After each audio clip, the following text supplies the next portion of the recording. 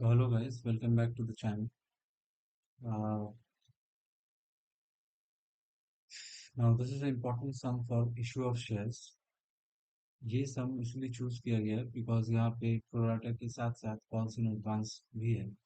बहुतों का ये रिक्वेस्ट था कि एक ऐसा सम कराया जाए जिसमें pro rata, premium, calls in advance in सब चीज़ों का मिक्सचर हो। तो ये सम मैंने चूज किया है। ये आईसी 2020 का सम है, बहुत ही अच्छा सम है। आज हम लोग इस सम को कंप्लीट करेंगे और पूरा कॉन्सेप्ट इस सम से गेन करेंगे। Hopefully it will help you. Let's proceed with the video. So this is a 12 marks sum. 2020 में पेपर फॉर्मेट अलग हुआ करता था, वहाँ पे लॉन्ग क्वेश्चन में 12 मार्क्स का सम्स दिया जाता था। तो ये 2020 का ही 12 मार्क्स का सम्स है। चलिए सम पे प्रोसीड करते हैं। सबसे पहला, authorised capital is provided to you, it's 40 lakh और फेस वैल्यू है 10 rupees. That makes it 4 lakh equity shares, out of which the company has offered 50,000 shares to the public at a premium of rupees 2, payable as follows. 3 rupees is paid on application, 6 on allotment along with premium. So that makes it 4 plus 2, 4 share capital and 2 for security premium. 3 is for first and final call, ये दोनों एक साथ है। बहुत बच्चे कभी कभी 3 on first and final को 1.5 फर्स्ट में कर देते, 1.5 फाइनल में कर देते। ऐसा मत करना। जब भी क्वेश्चन में फर्स्ट एंड फाइनल एक साथ रहे, इसका मतलब वो क्वेश्चन में फर्स्ट एंड फाइनल कॉल एक साथ ही करना है। Now application were received for 60,000, so the company decided to make a pro rata allotment. Applicants of, now these are the category. Category A, application for 40,000 shares were allotted 30,000 shares. It means जिस किसी ने भी 40,000 shares के लिए apply किया था, category A में वो लोग हैं जिन लोगों ने 40,000 शेयर्स के लिए अप्लाई किया था और कंपनी ने उन लोगों को 30,000 शेयर्स ही प्रोवाइड किया है। कैटेगरी बी में दो एप्लीकेंट्स आर देयर जिन लोगों ने 20,000 शेयर्स डिमांड किया था और उन लोगों को पूरा 20,000 शेयर्स ही प्रोवाइड किया गया है। So there are two categories. पहला वाला जो कैटेगरी है वो प्रोराटा कैटेगरी है एक्चुअली, और दूसरा वाला है वो सिंपल है। बिकॉज सिंपल इसीलिए कहा जाता है क्योंकि वहाँ पे अप्लाइड और अलॉटेड दोनों इक्वल है, दोनों equal to each other. It's strictly written over here that excess money on application will be utilized towards allotment. Nobi, a shareholder category A, applied for 1,200 shares, failed to pay allotment and call money. तो ये एक अच्छा sums है क्योंकि यहाँ पे हम लोगों को अलॉट एप्लीकेशन में मिलने वाला जो एक्सेस मनी है उसको यूटिलाइज करके कॉल्स इन एरियर को कैसे कम किया जाता है वो देखने मिलेगा। साथ ही साथ कैटेगरी बी पे विनीत है जिसने 1,000 शेयर्स के ऊपर एडवांस मनी पे किया है अलॉटमेंट में। The company forfeited Novi's share after first and final call, paid interest on calls in advance 12% per annum on the day of the final call. You are required to pass journal entries along with interest on calls in advance का journal entry पास करना पड़ेगा। साथ ही साथ calls in arrear account भी prepare करने को कहा गया है। देखिए लिखा हुआ है आईयूसी 2020, ये 12 मार्क्स का सम है। अब अपने आगे बढ़ते हैं और इस सम को सॉल्व करते हैं, लेकिन सबसे पहला जो अपना मेन ऑब्जेक्टिव रहने वाला है वो ये रहेगा कि हम लोगों को पहले जो टेबल है तो टेबल बना लेना है। प्रोराटा के सम में जब भी अपने टेबल बना लेते हैं तो कैलकुलेशन बहुत ज़्यादा इजी हो जाता है। तो चलिए, सबसे पहला जो कॉलम होता है वो अपना है applied, followed by allotted, then we have money received, then we have money used, then we have excess money Now this excess money will be utilized in allotment, and after that if anything is left out, we will be refunding it. क्योंकि question में strictly लिखा हुआ है कि जो excess money है वो allotment के टुवर्ड्स ही यूज किया जाएगा। चलिए first category, category A. Category A में कितना है? Applied 40,000 shares, allotted 30,000 shares. Now this is the pro rata category. And category B, where we have applied for 20,000 shares and we have been allotted also 20,000 shares. Now this is not the pro rata category. ये simple. चलिए अब money receive निकालते हैं। हमने अपने previous videos में भी बताया है कि मनी रिसीव, मनी यूज्ड कैसे निकाला जाता है। I will repeat it again. Money received is applied into application money, so that will be 1,20,000। कैसे आया? 40,000 into 3, application is rupees 3 and applied is 40,000। category B, applied 20,000 shares, so money received will be 20,000 into 3, that's 60,000। now come to money used। how will you calculate money used? Money use calculate करने के लिए allotted into application money किया जाता है। तो allotted is 30,000, application money is 3, that comes to 90,000 rupees, 90,000, and the next one will be rupees 60,000। कैसे आया? 20,000 into 3। always remember, received और मनी यूज कैलकुलेट करते वक्त एप्लीकेशन मनी को यूज किया जाता है। रिसीव्ड को कैलकुलेट करते वक्त applied into application money, used को कैलकुलेट करते वक्त allotted into application money। now excess money, now 1,20,000 minus 90,000, excess money is 30,000। second case, excess money, there is no excess money because जब अप्लाइड और allotted equal होता है तो excess money का कोई सीन नहीं रहता है।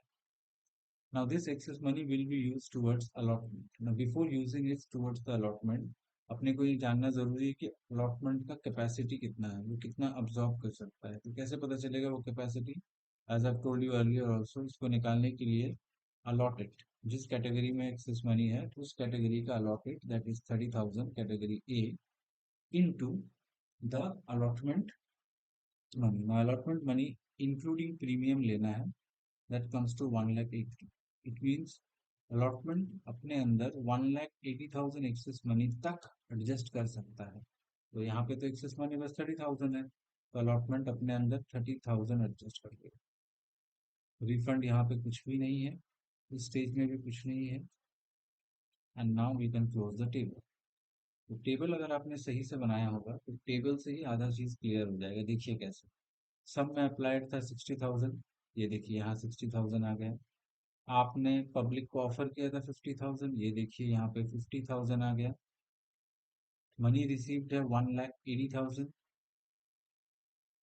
मनी यूज्ड है 1,50,000, एक्सेस मनी 30,000, उसको हमने रिफंड नहीं किया और अलॉटमेंट में उसको एडजस्ट कर दिया। So after doing this things, तो ये क्लियर हो जाता है कि आपका जो टेबल है वो करेक्ट है, इसमें कोई गलती नहीं।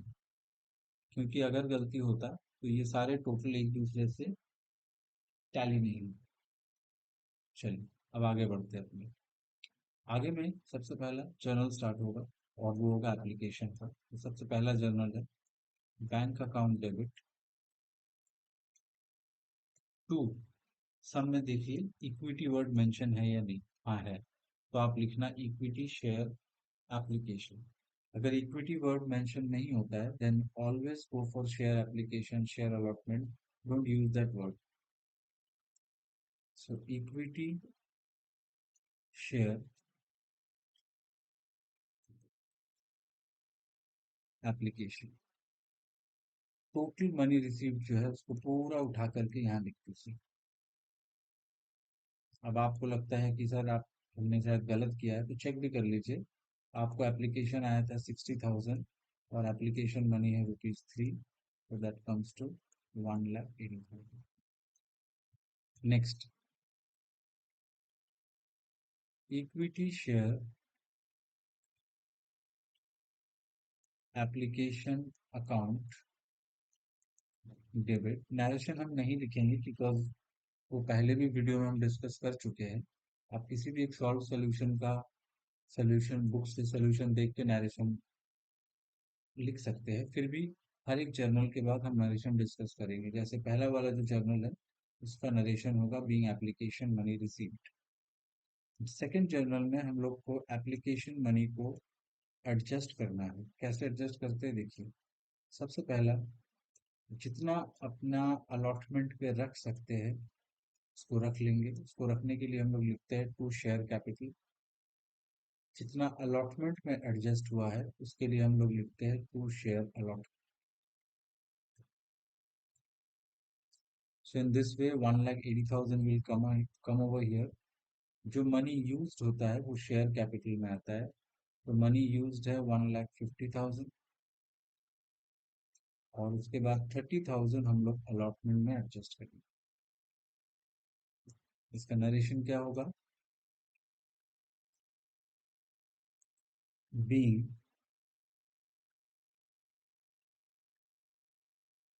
एप्लीकेशन मनी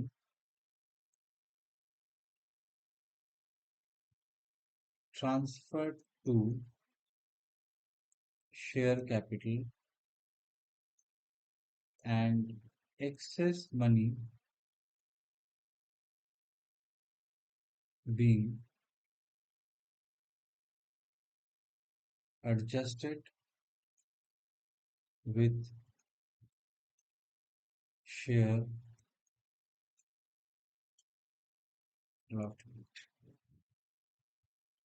ओके, चलिए अब आते हैं थर्ड एंट्री में. अलॉटमेंट ₹6 का है तो अलॉटमेंट का जो कंपनी अलॉटमेंट के लिए कॉल करेगा and for that the journal is equity share allotment account debit to security premium because यहाँ पे प्रीमियम इन्वॉल्व है ₹2 to share capital. So what will be the calculation? Now we will only do all the calculations with 50,000 shares because excess जो shares था उसका adjustment हम लोग कर चुके हैं. So 50,000 into 6, 50,000 into 2, that's the amount for premium, and 50,000 into 4 is the share capital amount. So this comes to 3 lakh, 1 lakh, 2 lakh. So after doing this adjustment, now we will receive the allotment money. अब यहीं पे twist है. According to the question, there is an arrear in allotment category A. The person who did arrear is Nobi, and Nobi belongs to category A, and category A is the pro rata category. And Vineet, falling under category B, paid advance along with allotment. It means उसने first और final call का पैसा allotment में कर दिया. तो इसको हम लोग कॉल्स इन एडवांस के नाम से जानते हैं. प्लस यहाँ पे अरियर भी है. So it will be interesting calculation. Let's proceed with. First, bank account debit for calls in arrear.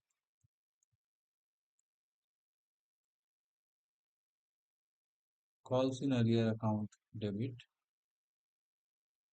to equity share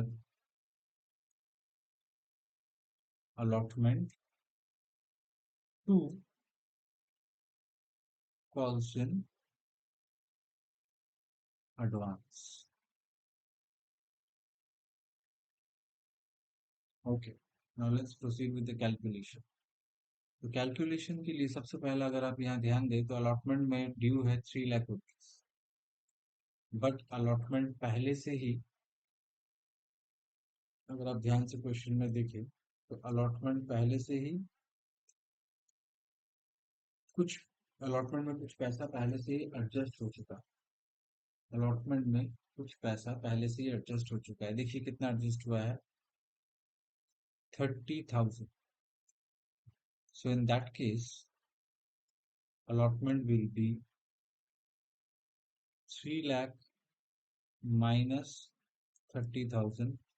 It comes to 2 lakh 70,000. Now let's go for the calculation of call scenarios. Now the person who is involved in call scenario, that is Nobi, belongs to category 1. Look at category 1. Category 1 is this, where applied is 40,000 and allotted is 30,000. If we reduce it down, it will come to 4:3.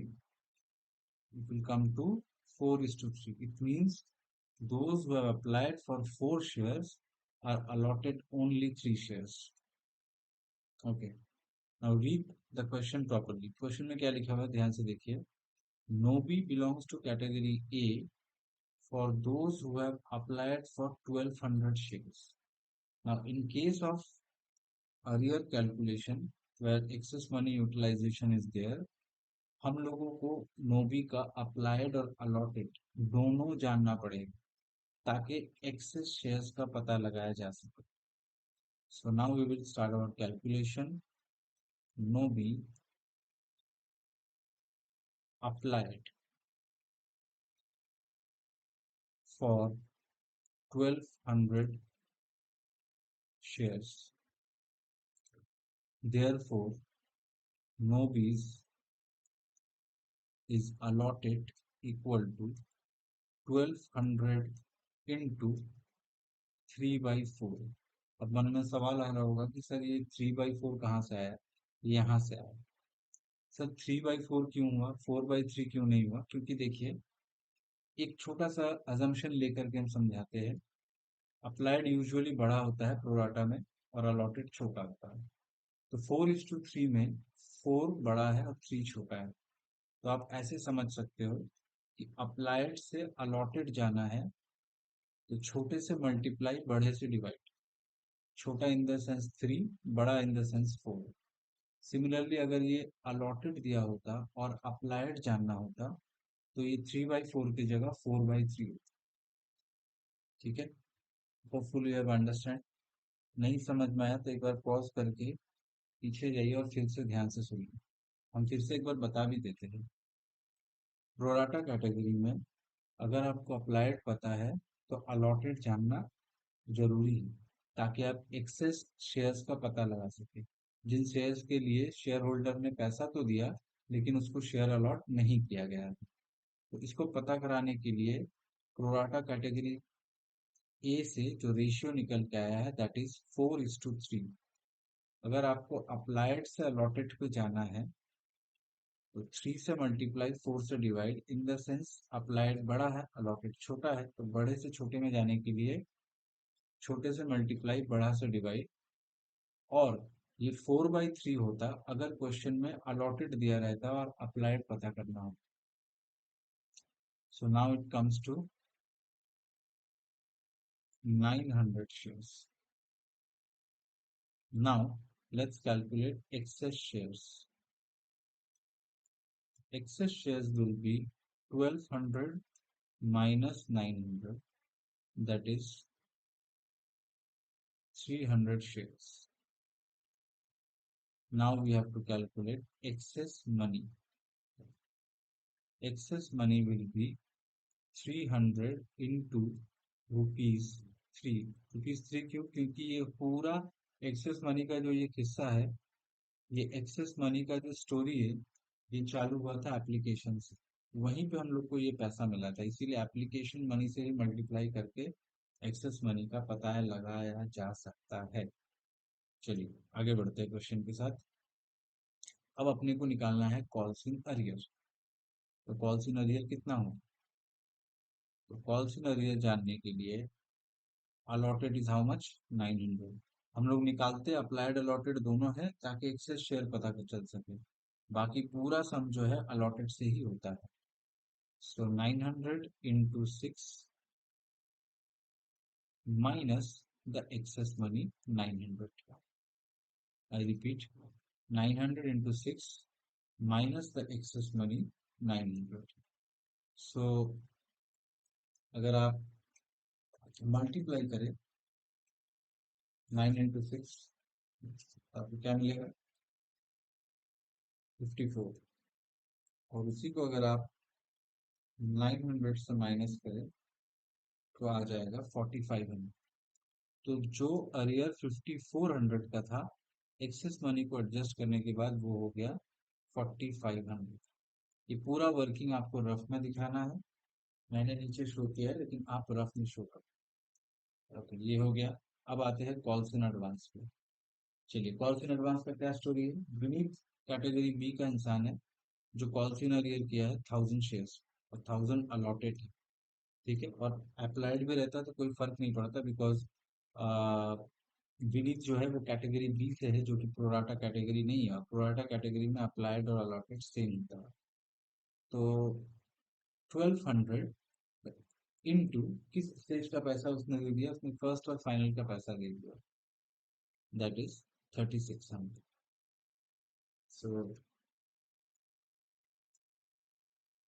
Sorry, it's 1000 shares. I am sorry, it's 1000 shares.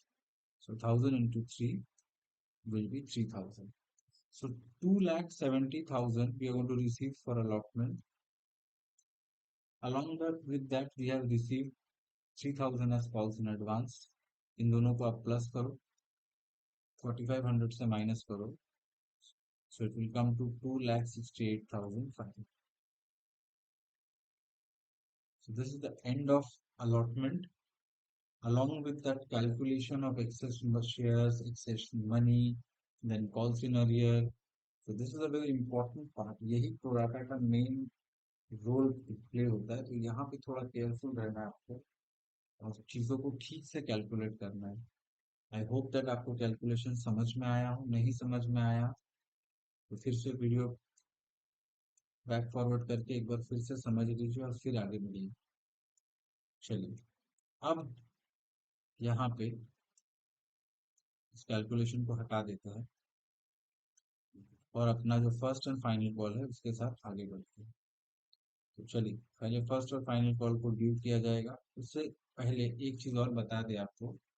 यहाँ पे question में आपने clearly देखा होगा, dates available नहीं है और interest on calls in advance calculate करने के लिए बोला है। इसीलिए क्वेश्चन में आपको एक हिंट प्रोवाइड किया गया है, जहाँ बताया गया है कि अलॉटमेंट के 2 महीने बाद फर्स्ट और फाइनल कॉल को किया गया है। तो चलिए, फर्स्ट और फाइनल में जाने से पहले एक बार नरेशन भी देख लेते हैं क्या होगा। Being allotment money received, being allotment money received except on 900 shares and calls in advance received on 1000 shares. That's it. Now, number 5, company अपना फर्स्ट और फाइनल कॉल के लिए कॉल करने वाली। क्या एंट्री होगा इसके लिए? Equity share first and final call account debit to equity share capital. So how many shares are there? 50,000 shares are there. 50,000 into 3. That comes to 1,50,000. Okay, next, bank का entry, bank account debit. Now those मतलब Nobi, जिसने allotment miss किया है। अगर आपको पता हो, आप सेकंड फ्लोर बिना बनाए थर्ड फ्लोर नहीं बना सकते। वैसे ही अगर किसी ने अलॉटमेंट मिस किया है और अलॉटमेंट में कोई फॉरफीचर मतलब कैंसलेशन नहीं हुआ है शेयर्स का, तो अगर आप अलॉटमेंट मिस करोगे तो फर्स्ट और फाइनल कॉल भी मिस करोगे। So it means calls in arrear will be continue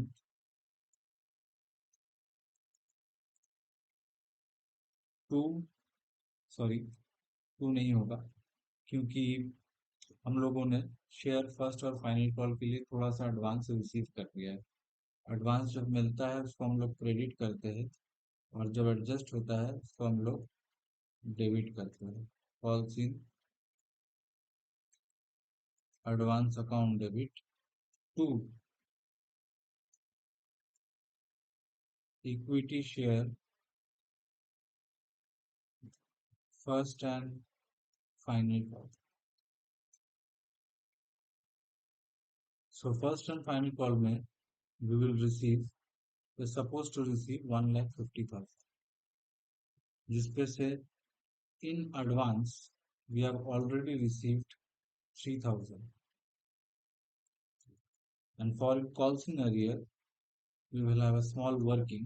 Like calls in arrear is for how many shares? It is for how many shares? अगर आप ध्यान से देखें तो नोबी के पास 1,200 शेयर्स था, वो अप्लाइड था, उसको हम लोग अलॉटेड में कन्वर्ट किए थे, वो आया था 900। तो same 900 will be repeated here, 900 into 3, and that comes to 2,700. So we are supposed to receive 1,50,000. We have already received 3,000, and 2,700 is for calls in arrear. It means under bank it will be 1,44,300. So this is for final call. Now we have come to the end of the sum, जहाँ पे ये लिखा गया है कि company forfeited, pen change करके ताकि आपको समझ में आए। The company forfeited Nobi share after first and final call. So the company has decided to forfeit Nobi's shares after the final call. तो चलिए फॉरफिट करते हैं। तो फॉरफिचर में क्या एंट्री होता है आपका? हमने बहुत बार बताया कि जब आप फॉरफिट करोगे तो इक्विटी शेयर कैपिटल डेबिट होता है। So equity share capital account debit, premium allotment पे था और अलॉटमेंट में अरियर हुआ है, इसीलिए फॉरफिट करते वक्त, आई रिपीट, इसीलिए फॉरफिट करते वक्त हम लोग अरियर सिक्योरिटी प्रीमियम को डेबिट करें।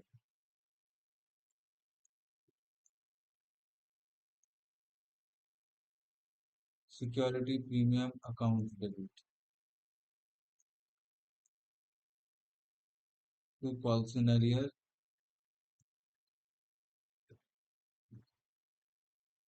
To share forfeiture. चलिए शेयर कैपिटल कैलकुलेट करते हैं। For how many share? For 900 shares, for 900 shares, 900 into it will be 10। why 10? because till date हम लोग फॉरफिट कर रहे थे, जब तक हम लोग को जब तक फॉरफिट करने का वक्त आया, we have forfeited 900 shares, and so we are going to forfeit 900 share. और जब तक हम लोग 900 शेयर फॉरफिट कर रहे थे तब तक पूरा 10 रुपए का कॉल हो चुका था। As I told you, equity share capital जब डेबिट करते हैं फॉरफिचर के वक्त, the formula is number of shares into called up. Called up मतलब कहाँ तक कॉल हो चुका है, तो 10 रुपीज तक कॉल हो चुका है। सो 900 into 10, premium is for rupees 2, so 900 into 2, calls in arrears। now calls in arrear we have already calculated, आप ऐड करके लिख सकते हो, लेकिन हम तो पूरा कैलकुलेट करते हैं ताकि एक बार और रिवीजन हो सके। तो ये देखिए 900 शेयर्स पे अरियर था। इस बंदे ने क्या क्या नहीं किया, इसने अलॉटमेंट और फर्स्ट कॉल नहीं, फर्स्ट और फाइनल कॉल नहीं किया। No, allotment is for rupees 6, first and final call is for rupees 3, that comes to 9। that comes to 9. Now, along with that, there are some excess money, and the excess money is we have already adjusted the excess money. और excess money अपना कितना था? आप लोग अपना calculation check करिए, हमने तो इरेज कर दिया। आपको अपना कैलकुलेशन चेक करके तो बताना पड़ेगा कि एक्सेस मनी कितना था। लेकिन मेरे को पता है कि एक्सेस मनी कितना था। एक्सेस मनी था आपका 900। आई रिपीट, एक्सेस मनी था आपका 900, तो वो 900 यहाँ से लेस कर दिया जाएगा। अब निकालते हैं शेयर फॉर फ्यूचर। वापस से 900 इंटू मनी रिसीव्ड, एप्लीकेशन तक रिसीव्ड हो चुका था। सो 900 into 3 plus the 900 excess money. तो अरियर निकालते वक्त एक्सेस मनी को माइनस करते हैं और फॉरफिशर निकालते वक्त उसी एक्सेस मनी को ऐड करते हैं। So it comes to 9000, it comes to 1800, okay, it comes to 7200, and the last one comes to 3600.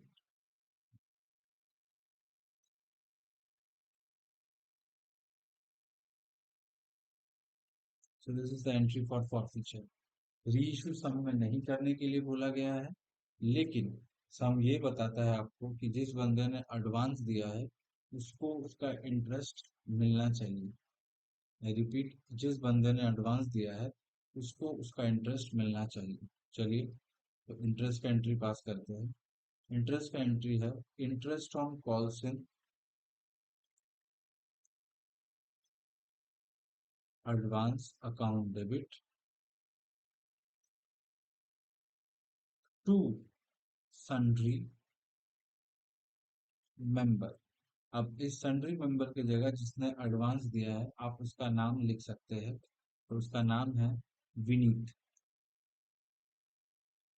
Bracket में आप उसका नाम डाल सकते हैं। तो चलिए इंटरेस्ट को कैलकुलेट करते हैं।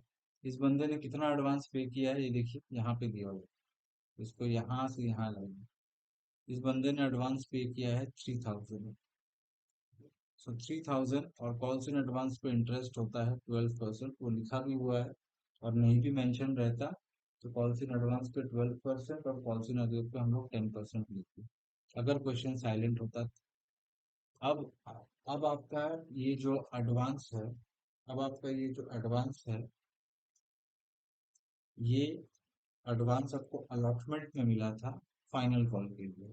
तो क्वेश्चन अगर आप ध्यान से देखें तो फर्स्ट और फाइनल कॉल में 2 महीने का एक ही गैप है। 2 महीने का एक गैप है, मतलब 2 महीने पहले ये पैसा मिल गया था, इसीलिए 2 महीने का इंटरेस्ट कैलकुलेट किया जाता है। तो अगर आप 2 महीने का इंटरेस्ट कैलकुलेट करें तो देखिए कितना आता है। 3000 इंटू 3000 का 12% होगा 360, 360 इंटू 2/12, दैट इज 60 रुपीज।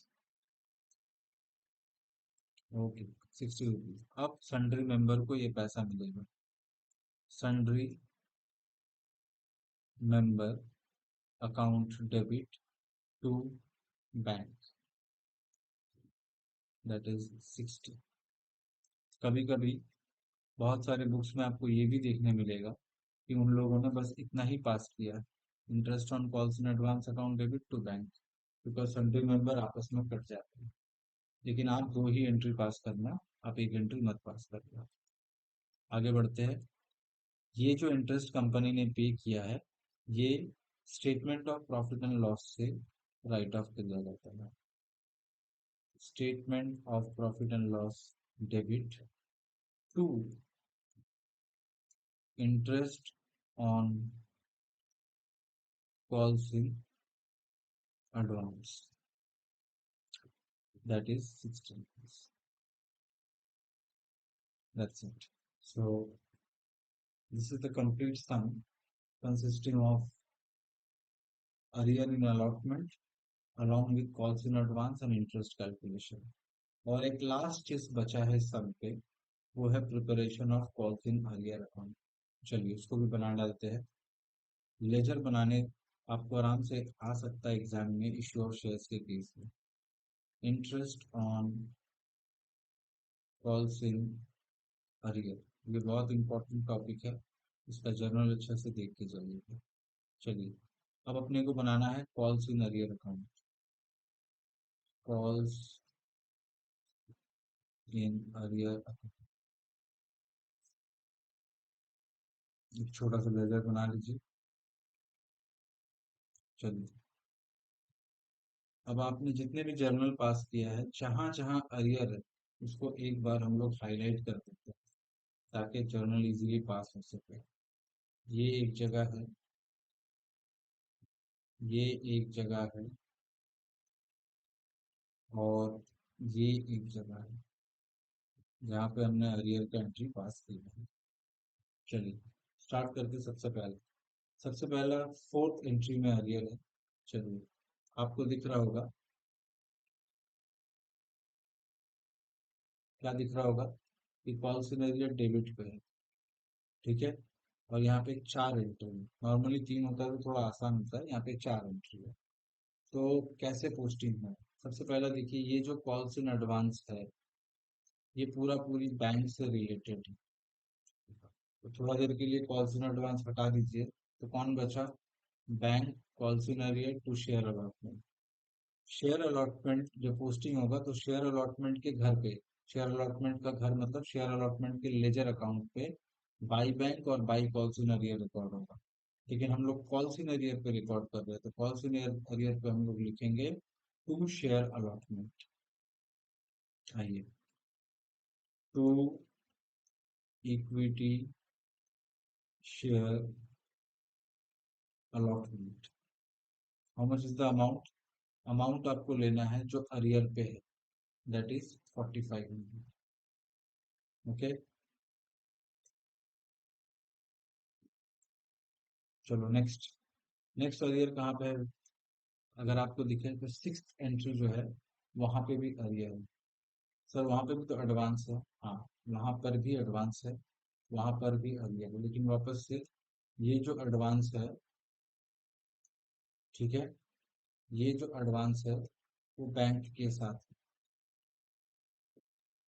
तो अपने को क्या एंट्री बचता है?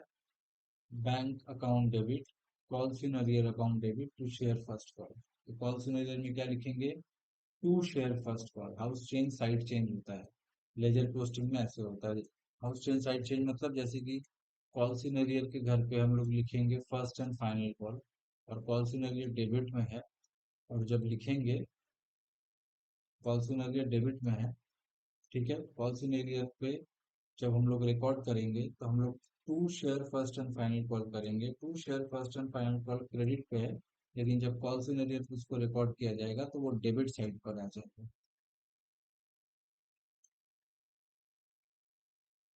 To equity share first and final call 2700। That's it. Now ये आखिरी एंट्री है जिसमें कॉल सिनेरियर है। ये आखिरी एंट्री देखिए, यहाँ पे कॉल सिनेरियर डेबिट पे है। ठीक है, अब आप बोलोगे सर यहाँ पे भी तो चार एंट्री है, कौन सा किसके साथ है बता दीजिए। देखिए बाबू, ये जो इक्विटी शेयर कैपिटल है, सिक्योरिटी प्रीमियम है, दो डेबिट है दो क्रेडिट। आई रिपीट, दो डेबिट है और दो क्रेडिट है, तो कौन सा किसके साथ है? ये जो सिक्योरिटी प्रीमियम है ये कॉल सिनेरियर के साथ है, पूरा पूरी, बिकॉज फॉर फ्यूचर में प्रीमियम नहीं आता है। और ये जो इक्विटी शेयर कैपिटल है ये कॉल सिनेरियर और शेयर फॉर फ्यूचर दोनों के साथ है। तो अपना मैटर ऑफ कंसर्न है कॉल सिनेरियर, तो कॉल सिनेरियर पे कौन कौन आएगा? पहला आएगा बाई इक्विटी शेयर कैपिटल, और दूसरा जो यहाँ पे आने वाला है वो है by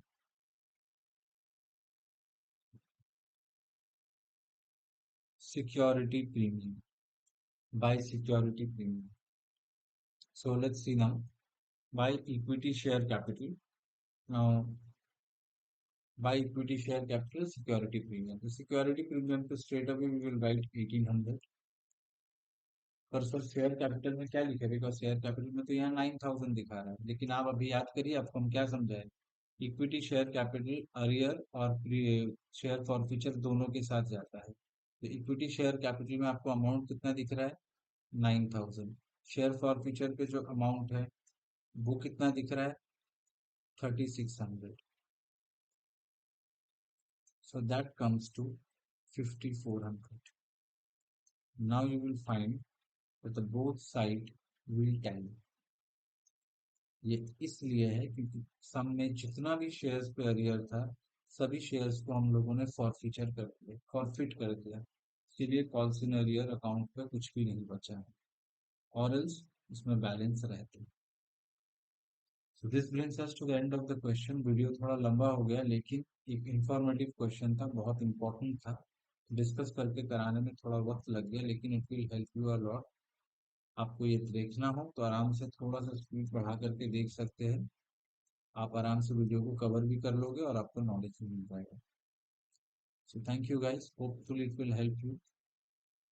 please comment if you have any other topic for which I could help you out for your exam. Thank you. Bye.